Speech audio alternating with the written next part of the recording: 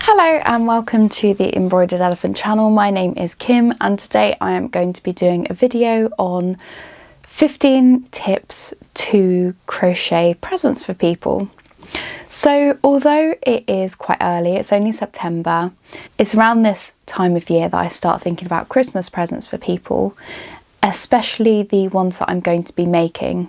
And this list of tips is going to be specifically for knitting / crochet presents. However, it can be adjusted to any handmade presents. Obviously change the medium that I'm talking about, but they pretty much transfer across all of the mediums. So if you've decided to make some or all of your presents for other people this year, congratulations. Hopefully some of the advice I can give you will help to make it more achievable and less stressful. So yeah, let's get started. So tip number 1, does the person like handmade gifts? Now this can be quite a difficult question because we like to think that everyone that we make presents for would really appreciate them and really love them. Some people do really appreciate them, some people it's just not really in their nature. Either maybe they don't have a hobby or they don't appreciate how much time it takes or the effort that goes into it, and that's perfectly okay. We use this term called knit worthy or crochet worthy to say whether someone would really appreciate a handmade gift, a hand knitted or crocheted gift, and other people who would maybe prefer something that's bought or has more monetary value. If they don't particularly like handmade gifts or they haven't appreciated something that you've previously gifted them, that you've made, maybe handmade gifts aren't the best way to go. You can still gift them something on a budget, but save your time, save your resources, and unfortunately it's quite a difficult thing to come to terms with because I love making gifts for people.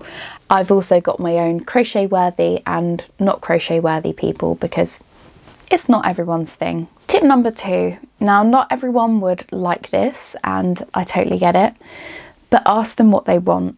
Ask them if they want something specific or if they are looking for something in particular this year. For example, do they really need a new pair of gloves or a pair of socks? Or you can ask them if there's a particular theme that they want to go with. For example, I asked my sister if there's anything that she wanted me to make for her this year and she said Patrick from SpongeBob. I would never in 100 years think of Patrick to make for her. So sometimes although some people would find it less appealing because you have less of the element of surprise, sometimes it's easier to ask the person directly what they would like, and then you can sort of use your creative powers to pick a pattern that you like or you think that they'd like the most. It will still be a surprise because they don't know exactly the materials you're using, the pattern you're using, exactly what it's going to look like, etc. And it will be handmade by you, but you know 100% that it's something that they would like. 3, if they give you creative freedom or if they haven't told you exactly what they want, for inspiration there's so many places you can go. Look at current trends, look at Instagram, TikTok, YouTube tutorials. There's loads of YouTube project roundups. So if you search into the bar 50 ideas for Christmas presents or 50 ideas for anime lovers or SpongeBob lovers, whatever it is, there is sure to be a roundup either on YouTube or on blogs. There are loads of tutorials on YouTube. Look at Ravelry as well. They're trending pieces. You can go on Pinterest. There's so many ideas on Pinterest. You can put in sort of a theme, so cottagecore crochet projects, and that will bring up so many different ideas, inspiration pieces, patterns, even ideas, colour palettes. Think of something that they would like or something that would suit their room or what they sort of like to wear. Another way to go is to pay attention to what they really compliment. For example, do they always compliment a scarf that you wear out or a shawl that you wear? Do they say that they love the colours or the design? Do they say that they would love one for themselves? Take that as a hint and look at making it for them if that's possible, if it doesn't take too long. Tip number 4, I always fall on this one, start early. Don't overwhelm yourself with planning too many presents too close to Christmas. So as I said earlier, whittle down the list to the people that are the most knit worthy, or look at how much time you've got, roughly estimate how long each project will take, and then work out how much time you've got or how many presents you can make realistically before Christmas without hopefully overwhelming yourself. On the topic of overwhelming yourself and planning your time, tip number 5, think about the projects that you would need to post to people. So are there any projects that you would need to post out or send across the country or across the world for the person? If so, you will need to plan your projects accordingly. For example, you will need to prepare which projects you start with so that you can send them off earlier, and leave the ones where you're seeing the person maybe on Christmas Day or around the Christmas time in person. You can leave those till a bit later because you've got more time to do them. Number 6, think about buying kits. So I know that it's really tempting to use stash yarn if you've got a stash like mine, or it can be a nice challenge to try and use what you've already got, but sometimes it can be cheaper or less stressful to buy a kit that has all of the yarn, the pattern, maybe the correct hook size. You get everything you need, less research, it's all in one bundle together. Sometimes it can work out cheaper as well. I would say if you're in England, and I don't know how widely used this is elsewhere in the world, but look at secondhand websites such as Vinted or eBay, because there are people that are stashing down their stash, and sometimes you can get a good bargain on different kits. Number 7, do you have a favourite pattern? For example, a hat, amigurumi make, etc. And can you adapt it to be more in line with the person that you're thinking about or the people you're thinking about? For example, if you know that there's a hat pattern that you can bash out in an hour or two, you could do that and personalise the colours for each person that you're making a gift for. If you've got an amigurumi pattern that you know off by heart, you don't need to keep reading the instructions, or it's really easy, it's the most easy one that you've done. Again, can you adapt the colours or the features of it so that it suits the person better? That way you've already got a pattern in your stash that you're using. Tip number 8, if you're rushed for time, stick within your comfort zone. So if you only have a week or two to get this project done, to save yourself getting super stressed, just stay realistic with what you can achieve. It might not be as big a project as you wanted to do, or it might not be as fancy a project as you wanted to do, but stick small, stay realistic. Don't wear yourself out too much, because it's meant to be fun to make presents for people. So a lot of the fun is in the giving, but it's also should be in the making as well. Let's not make it too stressful for ourselves.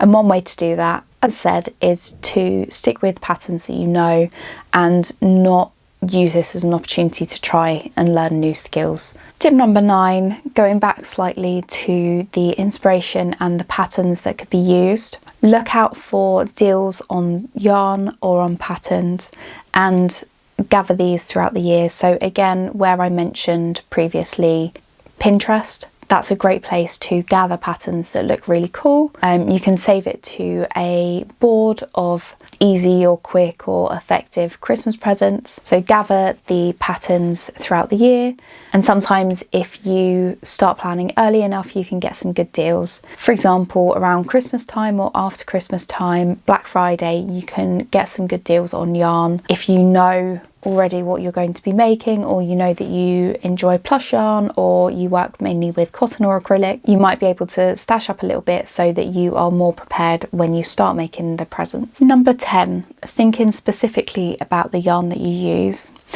As crocheters or knitters, you might be well versed to different yarn. The better quality yarn, i.e. more expensive merino wool or hand dyed, etc. Think about the person. Chances are that they probably don't know a lot about yarn. Maybe I'm wrong. Would they appreciate you using expensive yarn for them? For example, would they hand wash the project? Would they take good care of it? Or would they prefer something that has different qualities and is easier to look after, such as cotton or acrylic, which would be easier to wash, be more durable, etc., easier to care for? Or would they not know the difference? if they wouldn't know the difference between the expensive yarn and acrylic / cotton / something cheaper, then I would go for the cheaper yarn. Tip number 11, kind of the opposite of what I just said. So sometimes you can use a very simple pattern but use fancy yarn, and the fancy yarn will do the talking. For example, you can do a simple design with a simple stitch that would be quick to get through, but you use hand-dyed yarn or very colourful yarn, which would be just as effective as using an intricate design with plain yarn. Number 12, if you are strapped for time, you can instead work on something small to add to a bought gift. For example, you can make a coaster set to go with a brand new mug or a set of mugs that you've bought, or you can make a soap saver / washcloths to give with a beautiful soap set. Sometimes even if you just make a smaller gift, it can be just as effective, and again, if it leads to you being less stressed around the festive season, I am all for it. Tip number 13, so sort of along the lines of what I've already said. Have you got any yarn in your stash or any scrap yarn that you can make presents with, or that can form part of the crochet present that you're going to make? This would be easier because there's less planning needed. In a way, you don't have to order any yarn, you don't have to do research about where you can get the best price. It can be cheaper because you've already bought it, and you can just work on it sort of straight away. You don't have to wait for it to arrive. This can obviously present its own challenges, so sometimes you do have to do quite a lot of research to check that you've got enough yarn, find projects that incorporate the colours that you've already got, or that only use cotton yarn or acrylic, etc. But if you've got a bit of a stash, sometimes it can be quite fun to try and use that up. Tip number 14, plan, plan, plan. Work out how much yarn you need for a project and make sure that you buy and try and buy all of the yarn together so that you've got it all to do the project. One reason I stress this is because I started making the project for my sister and ran out of yarn sort of halfway through. So I had to order some more, which was a bit of a challenge because I'd bought the yarn so many years ago, and therefore I had to do a lot of research into what yarn it was, watch old videos to try and find it. And then when I did order it, it took about a week to arrive. So it was a big delay in getting the project sort of started and rolling. And especially in the run up to Christmas, when posting times take longer and there's more stress to get the project done, you're working to a time frame, it can be more challenging, and it's something that you don't really want to have in terms of a delay. And the last tip, tip number 15, is to look after your hands. Make sure that if you are spending hours or a long time crocheting at a time, that you are doing hand exercises. I'm not the best, that's probably not the best thing to do, but hand injuries are real and they do happen. Even if you are crocheting or knitting, if you're doing it quite often, you can get things such as carpal tunnel syndrome, I think. So make sure that you are exercising your hands.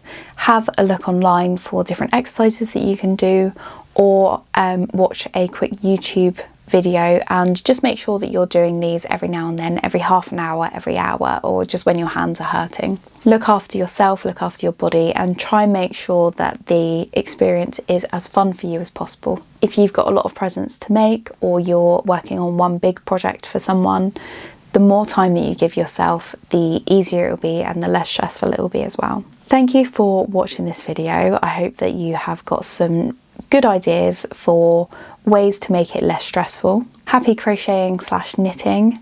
Have a lovely season, and if you've got any questions, pop them below and I will do my best to answer them as quickly as possible.